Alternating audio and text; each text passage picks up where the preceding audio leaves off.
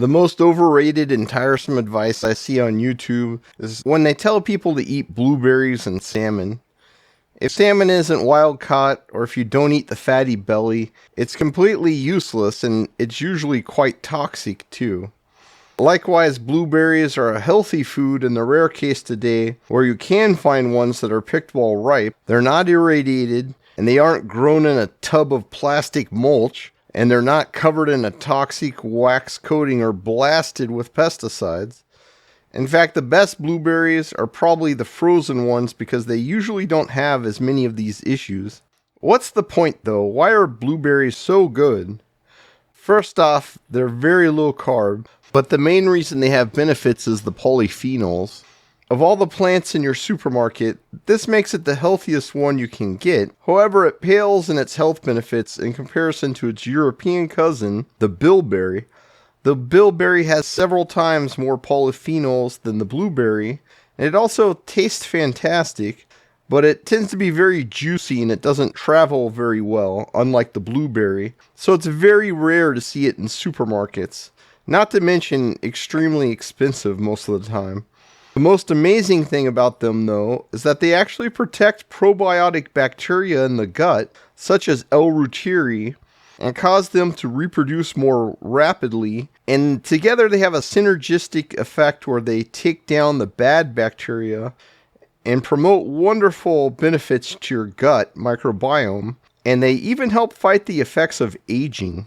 Boy, the world better watch out for us, because we're on the fast road to Nowtown! Go, team!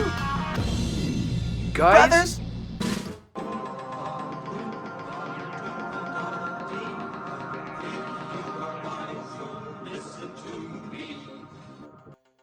Whenever I besmirch the honor of people's precious plant-based foods, or some of the components in them, I always get a few people who are irrationally angry. The last video on oxalates was particularly triggering to some people, and this indirectly led me to make this video on this subject. Some people actually said that cyanide was good for you. It's really the oxalates in almond that I was talking about anyway, but that's definitely not good for you either. Cyanide is not good for you. Cyanide inhibits oxidative phosphorylation and does the opposite of what methylene blue does, and no, it's not good even a little bit. However, there are components in the body, and including in your own cells, that contain cyanide as a component, but that's not the same as actually taking cyanide. Anthocyanins and proanthocyanides are examples of this. That isn't what you find in almonds though. You find very harmful form of cyanide in almonds, although it's in pretty small amounts, but you could die from it.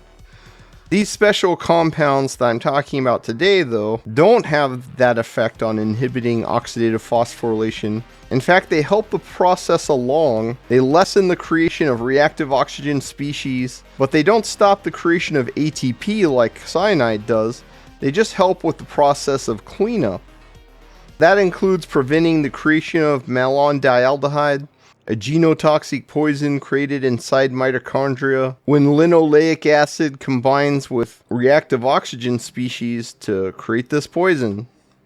This greatly damages your mitochondria, which are the origin of your basal metabolism and all energy generated in your body.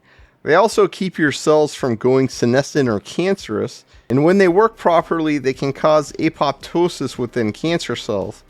So these agents could even help with cancer. Bilberry is very high in anthocyanins, and indeed bilberry is shown to help with these issues and much more. Surprisingly, it is very effective in reducing the symptoms of dry eye, and this is a terrible condition that is very expensive and very difficult to treat. And I know some older people who have it, and I've had my dogs have it before, and believe me, it's extremely expensive and annoying to deal with. I would also speculate that you could delay or even prevent dry eye from coming on in the first place if you took bilberry on a regular basis. It typically comes on as you get older due to autoimmune issues, but perhaps it doesn't have to. It's also very helpful in cases of eye strain from looking at screens all day, and people have used it as a folk remedy for vision problems for centuries. Amazingly, bilberry even helps protect and strengthen many probiotics like L-reuteri, which allows them to do even more to fight the bad guys that are in your gut. Of all the edible berries and other fruits available, bilberry has the best overall levels of anthocyanins and other health-boosting components. That includes anthocyanins, proanthocyanides, epicatechin, phenolic acids, and flavonoids like quercetin. It's one of the highest food sources of quercetin, though it's seldom recognized for this. Quercetin is heavily promoted as an anti-aging supplement because it's a senolytic, but it's a substance I wouldn't want to take in large doses. It seems to kill off zombie senescent cells that accelerate aging, but it may not always do so in a manner that you actually want. This is generally a good thing, but sometimes less is more, and I think quercetin is probably such a case. There's enough to talk about with quercetin that it could easily fill several videos of its own, but suffice to say you get plenty of quercetin if you take bilberry daily, and it's much more than you would possibly get in any realistic natural diet anywhere in the world. And it is a lot cheaper than buying quercetin on its own, so you're really getting a good deal. While quercetin in small amounts extends life in animal studies, in large amounts some influencers are promoting it could probably cause a lot of issues. That's also true for anthocyanins and for proanthocyanides, which are in bilberry. Bilberry has been shown in insect studies to extend life, but when too much is given, this effect drops off rapidly, and it can even reverse if you give it way too much. Bilberry has a good mix of active components without any inherent issues. If you tried to eat service berries or elderberries, for example, while they have many possible health benefits, they could actually prove fatal. In fact, Dr. Greger almost passed on to his heavenly reward by making an elderberry smoothie for himself. And so here I am, Mr. Healthy. Bilberry is very safe, unlike elderberry, and you can eat them freely if you're lucky enough to live somewhere that they grow wild, which is mainly Sweden, Scotland, and parts of Ireland. Bilberry is also shown to have great effects on metabolic health. It can reduce the ALT liver enzyme a great deal as well. This critical enzyme is triggered when your liver is malfunctioning and unable to detoxify poisons in the standard manner. Its mechanism of action is messy, and it creates a great deal of purines, many times more than someone could take in through their diet alone. This is the real cause of gout, and anything that reduces your ALT levels will help your health a great deal, so it's really not surprising that it has possible life extension benefits. This alone could explain that. Just to keep in mind, if you take very large amounts, you will have diminishing or even negative returns. I take 500 milligrams of bilberry a day. You could easily take a gram a day without problems, but if you're taking a lot more than that, then you're probably taking too much. L-reuteri has also been shown to extend life in small animals, but in this case, the more you have, the better. It can't really harm you. If you add up the benefits, they extend life in simple animals by quite a bit, which is pretty amazing when you think about it. Of course, humans are much more complex, so I doubt you would even get 1/10 as much benefit. Yet considering how tasty, easy, and inexpensive it is, along with all the other benefits, it's well worth the effort. And gut health will have a profound effect on all aspects of health, especially when it comes to autoimmune disease and allergies, which generally start in the gut. Aging also starts in the gut because your immune system wastes more and more of its resources fighting off gut pathogens as we age instead of repairing the damage of aging. Thankfully, L-reuteri yogurt and bilberry can both help reverse this issue over time. Fasting will also help because it kills off the negative gut bacteria that lead to leaky gut, but bacteria like L-reuteri are not really affected. Reuteri will even reduce the symptoms of asthma in children, and probiotics at an early age can help keep these autoimmune diseases from cropping up in the first place. L-reuteri also produces vinegar both in your gut and while developing yogurt. I've talked about vinegar before many times, and the benefits are extraordinary, so this is yet one more benefit. The reason I started to add bilberry to my L-reuteri yogurt is that it makes the L-reuteri work even better. It even makes it multiply faster, And it also makes me pronounce L-reuteri properly, which I only do about half of the time. While both of these help your gut microbiome on their own, they work much better together. Making the yogurt is very easy in an Instapot. At its simplest, you just take fresh milk and some starter culture and press the yogurt button. Over time, I found this is not the best way.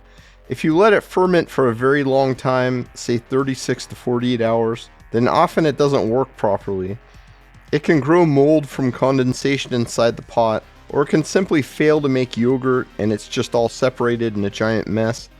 Most yogurt is made in 12 hours or less, but we're trying to maximize the probiotic content here, not just make something tasty and without any health benefits like you're going to get in the supermarket, which is all pasteurized, by the way, so there's no real probiotic in there unless they added it back in later. Nowadays, I put just enough cold milk in the pot to cover up the starter, which is a crushed pill, say about ½ an inch. I often get this from BioGaia, and I sometimes use the multi-strain probiotics from the vitamin shop. Different probiotics have different benefits, so you might want to play around and just see which ones seem to work better for you. But the lactobacillus strains seem to be the most beneficial ones.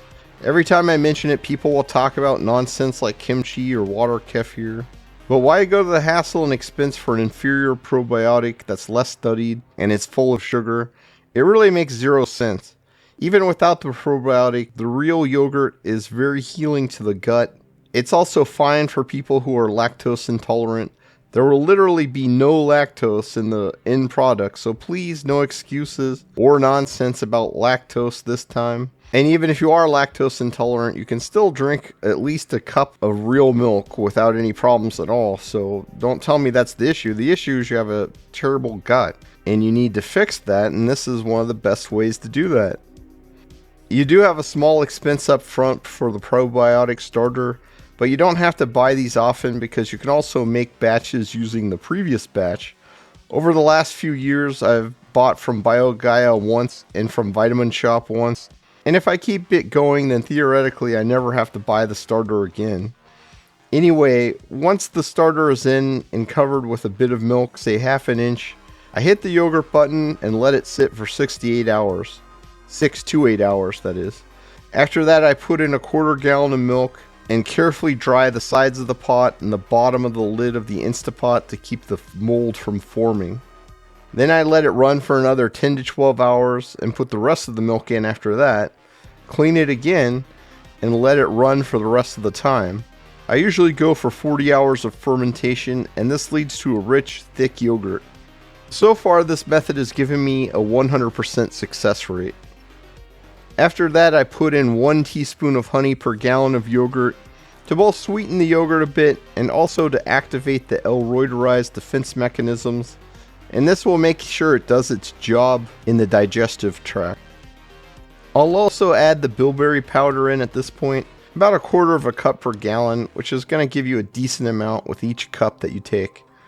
Not only does this increase the benefits of the L-reuteri and provide health benefits of its own, but it tastes absolutely delicious. It's not sweet, but it has a wonderful flavor that goes great in the yogurt, and it gives it a light purple color. If you make a new batch, you can just use the old batch. The more you use, the quicker it will go. So if you use 1/4 of the old batch, since L-reuteri reproduces very fast, and it doubles every 3 hours, that means you could run it for only 6 hours instead of the full 40, though I usually let it go for at least 12 hours regardless, and this just makes sure I'm getting as much as humanly possible out of it. I store the finished product in 1-gallon glass jars and keep them in the refrigerator.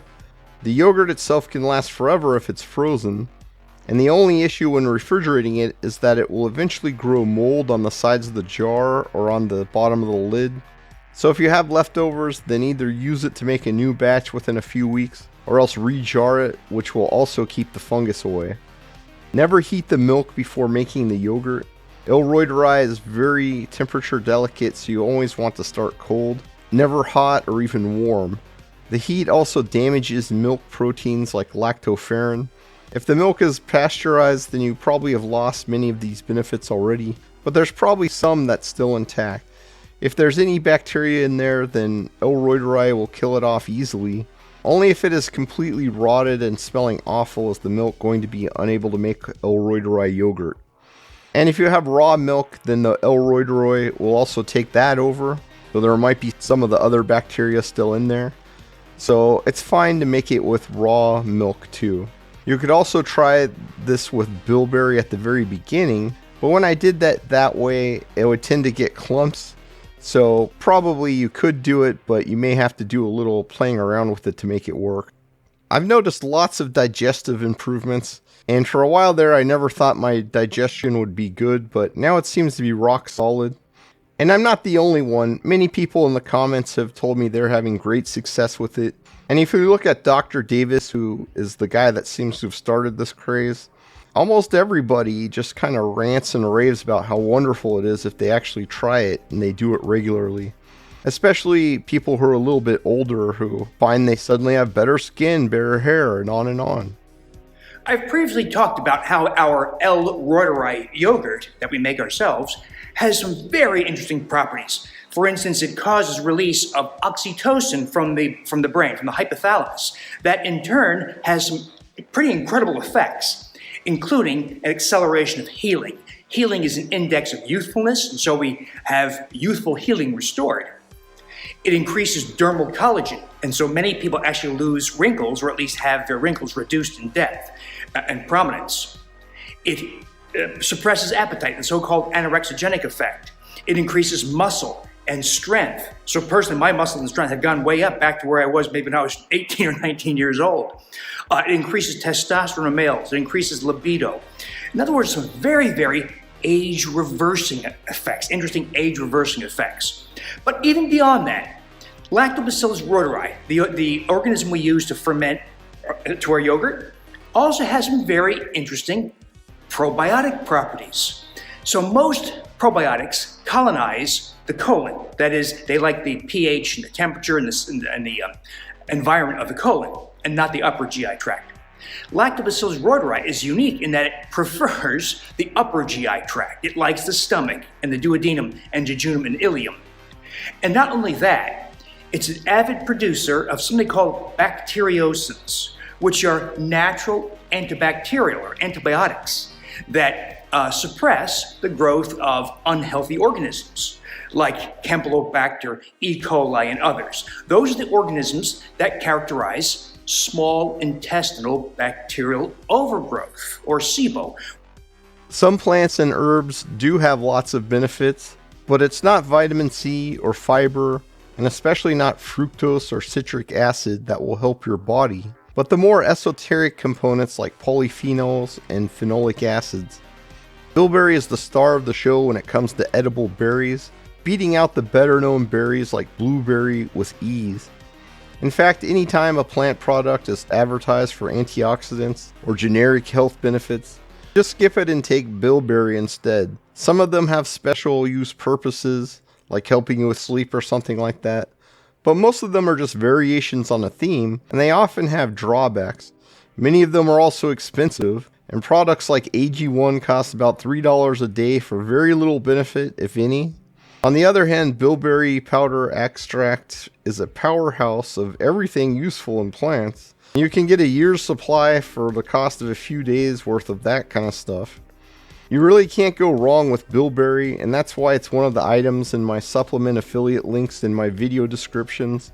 These are all supplements virtually everyone will benefit from, which are safe, which are effective, and which are very inexpensive for the most part.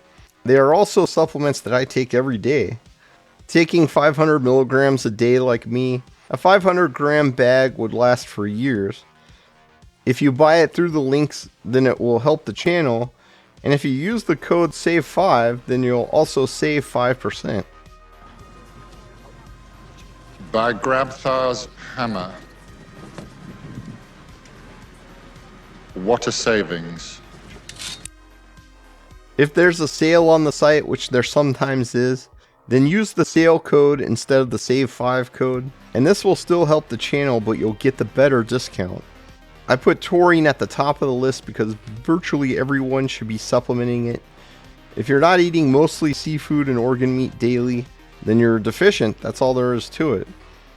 However, if your liver is in rough shape or you have trouble fasting, then trimethylglycine may be the best thing for you to take, at least of the things in that list.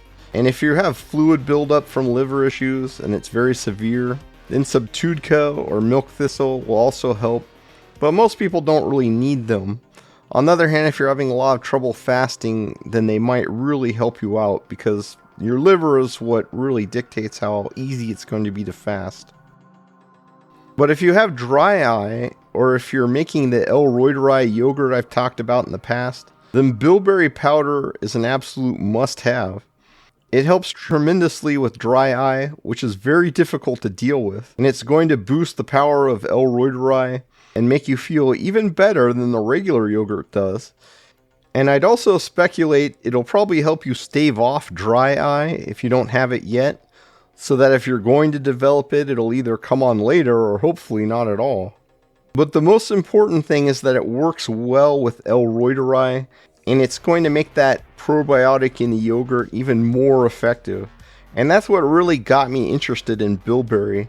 It amplifies the effects of probiotics like L-reuteri, and it protects them from damage. While both L-reuteri and bilberry show great anti-aging effects, together they make an amazing duo. Do you know, we actually make a really good team. We could be like Scully and Mulder. Yeah, right. Sipowicz and Simone. Whatever. Caligula and Incitatus. No, maybe not Incitatus, because he was a horse.